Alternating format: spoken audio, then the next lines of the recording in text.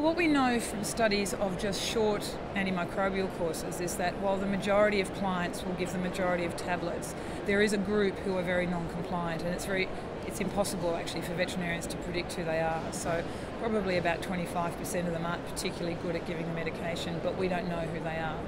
So not knowing who they are and not being able to predict it is one of the problems. We think we know our clients, but we don't necessarily. And so needing to treat them all as non-compliant. I think there's lots of things. People have very busy lives. Their animals might not like taking the pills. They may have side effects that bother them. They may not necessarily believe in the medication you've prescribed. So there's a variety of quite complex reasons why compliance can be relatively poor. The longer a treatment goes on, it would appear based on the human studies that the poorer the compliance becomes.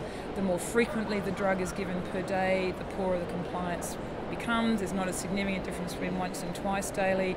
There is once you get to 3 times daily.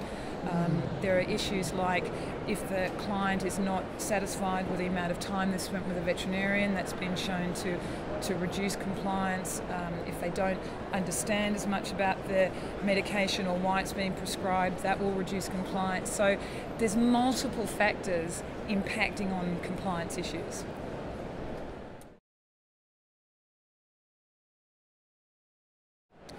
Well, I think one of them is recognising the problem and not assuming that all clients are going to be compliant.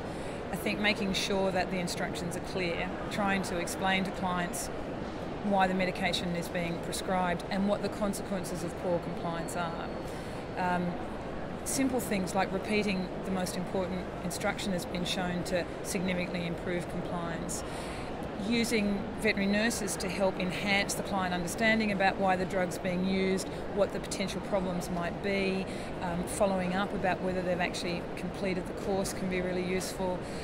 And then simple things like we're all busy, we've got short consultation times, but somehow recognising that we need to convey a sense of that we really have spent sufficient time with them. And this can be by allowing the nurses, for example, to be part of the team in explaining the medication. So we're not saying we're wasting our time doing that, but we can really listen to their concerns and have that sort of interaction with them that can help enhance compliance.